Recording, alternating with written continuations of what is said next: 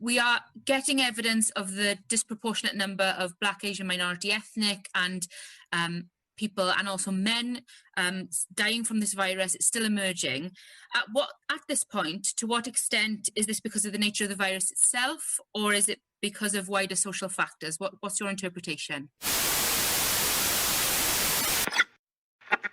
So, in an earlier video, I took a look at the UK Parliament's cross-party select committee for women and equalities, because I believe they have an important role to play in helping to highlight some of the structural and attitudinal barriers that people can come across when attempting to address male inequalities and champion the human rights of boys and men. And one of the things I did was to conduct a quick and dirty audit of the time that MPs serving on that committee committed to considering concerns relevant to people with specific characteristics protected from discrimination by equality law. Predictably enough, I found that the Equalities Committee spent 48% of their time talking about matters specifically relevant to people with disabilities, older people, and people from minority ethnic and LGBT communities. 50% of their time was spent talking about women, and a measly 2% on matters directly concerning men. Now, at this point, any devil's advocates watching may very well want to argue that that's probably fair enough as far as it's fair enough. Because after all, this is a committee almost exclusively populated by women, with a remit to examine the work of the Government Equalities Office, which in turn is led exclusively by a team of women who have a specific cabinet level remit to consider how government policy impacts specifically on women and other people with protected characteristics other than sex. And while on the one hand I'd broadly agree with that assessment and point out that this is precisely why I believe that the Women and Equalities Committee have an important role to play in highlighting some of the structural and attitudinal barriers that people, and particularly parliamentarians, come across when attempting to address male inequalities and champion the human rights of boys and men. But I would also point out that the specific to our meeting I specifically audited was specifically examining the unequal impact of COVID-19 on all people with protected characteristics. And that in that particular context, the committee spent less than 2% of the meeting discussing the fact that the disease has been killing men in considerably higher numbers than any other people of any other sex. And so I've decided to follow the committee's inquiry into the unequal impacts of COVID-19 to its conclusion, and over the next two videos I'm going to present highlights from two evidence sessions they conducted in May. The second involves contributions from the Equality and Human Rights Commission. But first, in this video, I'm going to focus on the session held on the 6th of May, involving expert witnesses specialising in statistics, economics and health. I'll post the entire 2-hour session on my B-Sides channel just in case you want to watch the whole thing. But if you're primarily interested on the sections relevant to male inequalities, then I've made this video specifically so you don't have to. And before I get to the main thing I want to highlight, I should also say that I did actually find it to be a relatively interesting and informative session, in part because the three expert witnesses repeatedly cut across talk of individual equality grounds in order to talk about a crucial characteristic that is noticeably absent from equality law, namely socioeconomic status, and the reality that some of us are considerably better off than others when it comes to matters such as income inequality, housing conditions, and social protection. Children from one-parent families, people with disabilities, victims of domestic and sexual abuse, and people from some minority ethnic populations are disproportionately represented in the lowest levels of socioeconomic status. And socioeconomic status was the primary focus of two highly influential reports on health inequalities, authored by Professor Marmot of University College London, whose evidence it is I want to focus on today. Here's his opening statement. Thank you, and thank you for inviting me to give evidence to this committee. As I hope you know, I was responsible for a publication. It feels like a different geological era, but it was the 25th of February this year. Health Equity in England, the Marmot Review 10 years on. and we were concerned with inequalities in health. Most of our work was inequalities thinking of socioeconomic inequalities. We did refer to ethnic differences where we had data, and we pointed out that the data are not routinely collected that way. So there is a problem. We also were concerned, obviously, with gender, but much less data on sexual orientation, and also much less data on people with disabilities. So these are all important questions. I think it highly likely that much of what we covered does apply to groups with special characteristics of concern to this committee. But because of the limitations of the evidence, we didn't say so very much about them. Where we did refer to ethnic differences in life expectancy, we pointed to the lack of uniformity by ethnic group. It depends which ethnic group the people belong to. But in general, the social determinants of health and health inequities do apply to these groups of special interest. And my general view as to what's happened since is that the pandemic has exposed and amplified the underlying inequalities in society. And the response to the pandemic, likewise, the lockdown, will have the effect of increasing inequalities. And we can talk about that more. Professor Marmot found that in England, people living in the poorest neighbourhoods will on average die 7 years earlier than people living in the richest.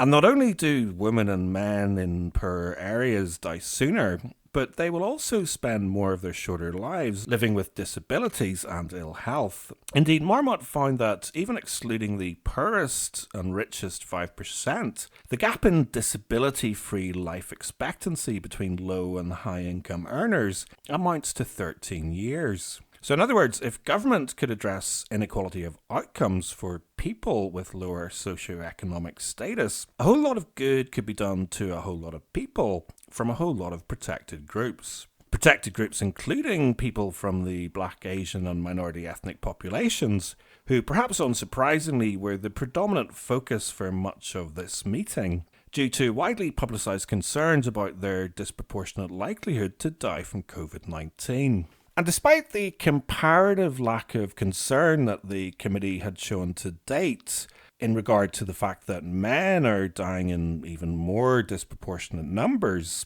I was cautiously optimistic that they would spend more than 2% of this meeting talking about boys and men. Not least because when it comes to health inequality of outcome, ONS data shows that men living in the most deprived areas can expect to live on average over 13 years less than a woman living in the most affluent. And happily, to a fair extent, this did turn out to be the case, including this exchange about educational attainment. Thank you. Yes, it was for Professor Marmot. You were talking about the problems of particular ethnic minorities in education attainment. But I've been very interested to see the Select Committee, the Education Select Committee, are now looking at the fact that it's white working class boys who tend to be more affected by poor education attainment, particularly in South Wales and other parts of the United Kingdom. And for my own constituency, in the cities of London and Westminster, my experience has always been that the Bangladeshi, Pakistani, Indian families are very much about education attainment, and more of their children go to university than I'd say white working class boys. I'd just be interested in your views. Yeah, I was referring to socioeconomic differences, not ethnic differences. And when it comes to looking at ethnic differences, then Imran's point applies. I think there are real differences in different ethnic groups. It's not uniform. If you talk to people in different parts of the country, you come up, and I think the data confirm it, with a picture that people of Gujarati background, educationally, they do better than the English average. People of Pakistani background do less well than the English average. So it's not uniform. And I was referring to socioeconomic differences. And as you say, the boys, the white working class background, do poorly. There's a very clear social gradient. It's not just that there's one subgroup that do poorly. It's a very clear social gradient. The more deprived, the worse they do. And then the ethnic difference is not quite orthogonal to that, but it doesn't map completely on the social gradient because, as I said, there are these differences among different ethnic groups. Thank you. But I want to particularly draw your attention to two, arguably three or even four particularly jaw-dropping moments, starting with responses to the question posed at the start of the show. Let's hear that again, immediately followed by Professor Marmot's rather curious response. My initial questions are for both Professor Marmot and Professor Rasool. We are getting evidence of the disproportionate number of Black, Asian, minority ethnic and people and also men dying from this virus. It's still emerging.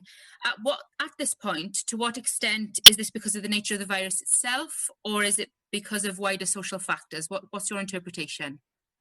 Well, there was a paper published yesterday from Oxford University, which I feel I could have written. It said exactly what I thought about the issue, which was two things.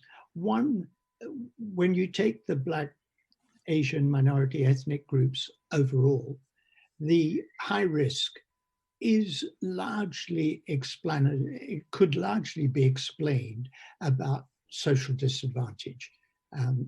These groups, on average, tend to be poorer, more crowded households, multi-generational households with greater likelihood of transmission within that household, lower status jobs, the things I've just been talking about, having to go out to work.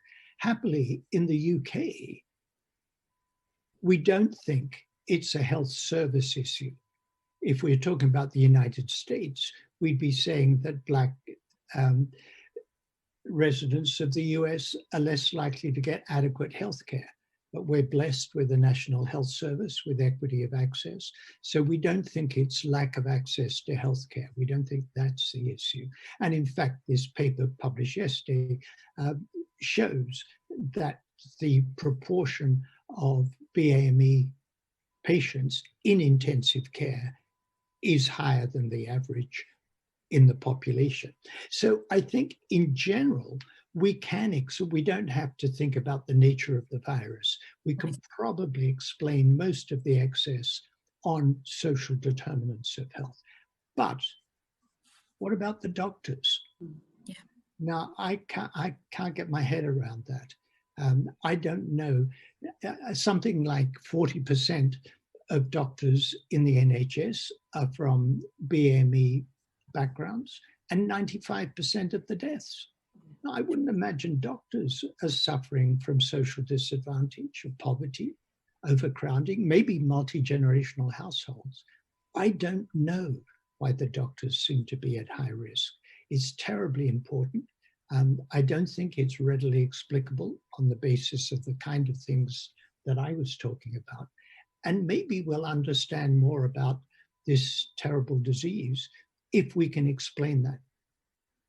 Right. I'll stop there because, predictably enough, the two other expert witnesses followed Professor Marmot's example and completely ignored the aspect of the question specifically relating to men, and consequently confined their answers exclusively to addressing concerns about the disproportionate numbers of black and brown deaths. And as I pointed out in my previous video, mapping inequalities across protected characteristics can help to paint a complex and concerning picture, but it doesn't help anyone when you ignore half the people in it. Because if men are dying from COVID in disproportionate numbers, then obviously enough that particular picture will include plenty of men with disabilities, older men, gay men, and most relevant to Marmot and this picture, black, Asian and minority ethnic men. And maybe we will understand more about this terrible disease if experts like Professor Marmot finally ever notice the highly statistically significant fact that 90% of the doctors who have died also happen to be men, meaning that their sex is at the very least just as relevant as their ethnicity and age. And incredibly, when Professor Marmot gets a second chance to answer the part of the question he previously ignored, he presents an aspect of his working out that may well help to explain his comparative lack of regard when it comes to the deaths of men. This question is directed to Professor Marmot. You talked initially about the fact that COVID-19 has exposed and amplified inequalities in health. Looking at the fact that it seems to have had a pronounced impact on those with certain protected characteristics, do you believe that this was foreseeable?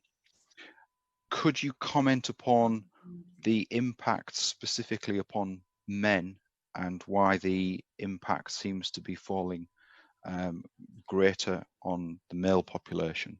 Most of my responses, as I said at the beginning, and I apologize for this because I've already misled 2 committee members and probably more, most of my responses were around, in general, socioeconomic differences in health. Those were the inequalities we analysed. And as I said in my introductory remarks, it's largely because we didn't have the evidence on the other protected characteristics that are the interest of this committee. So to me, it was predictable.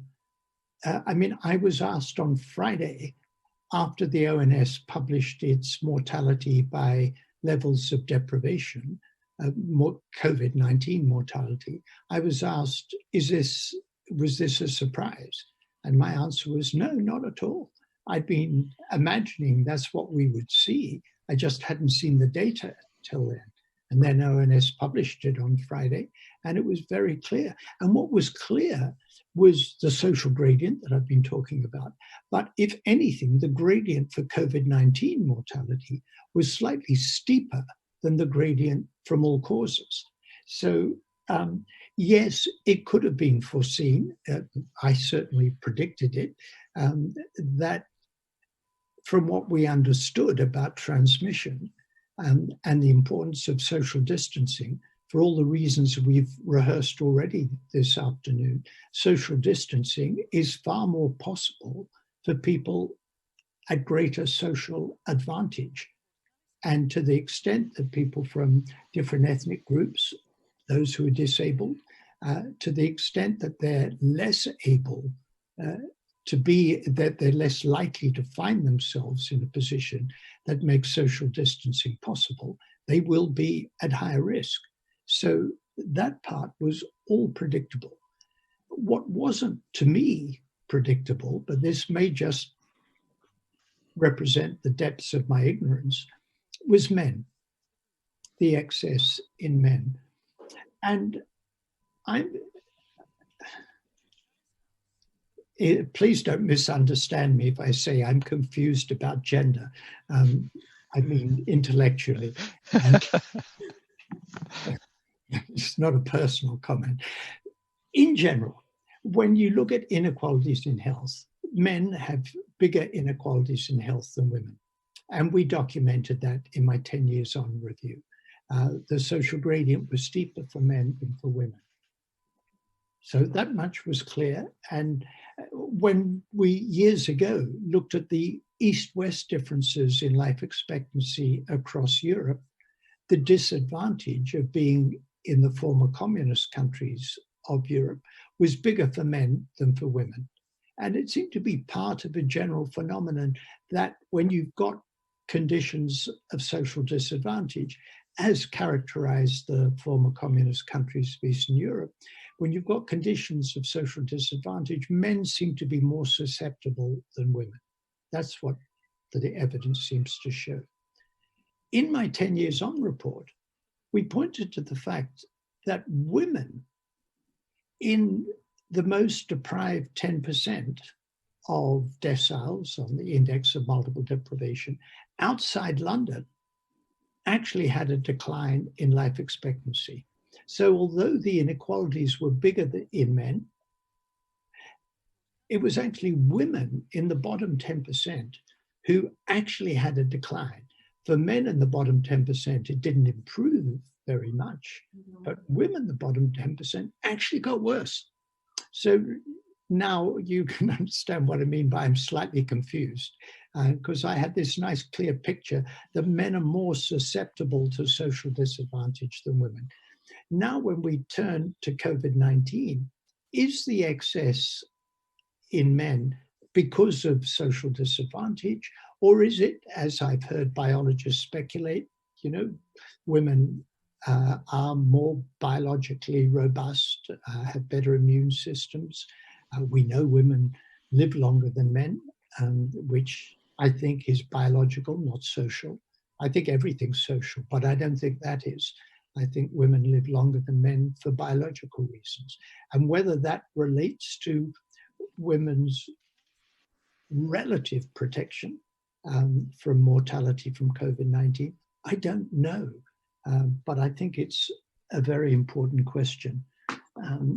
And I need to put my spectacles back on. Yes, so it very much seems. Now, to be fair, I don't want to be unduly harsh to the professor, because the prejudice ingrained within such a definite and yet sweeping statement about his own personal set of beliefs is, in my humble subjective opinion, something that we can all be guilty of from time to time. And crucially, it is my personal belief that biological as well as social factors inform people's general lack of regard towards men when compared to any other people from any other protected group. It's probably why the hashtag trending is Black Lives Matter, even though the impetus behind it is primarily fueled by the controversial deaths of black men. It's probably why we only have a strategy to end violence against women and girls, even though boys and men are significantly more likely to experience violent crime. And it's probably also why Professor Marmot goes on to frame men's comparatively early demise in the specific context of how it negatively impacts on the women they leave behind. Well, if I may, I just wanted to respond to your pension question before that. If you look at the social gradient, not just in life expectancy, but in disability-free life expectancy, healthy life, then if the pension age became 68 rather than 65, which is government policy, 2/3 of the population do not have disability-free life expectancy as long as 68, looking at the social gradient by deprivation. And women spend more of their years, I said earlier, as you know well, women have longer life expectancy, but they spend more of their years with ill health than do men.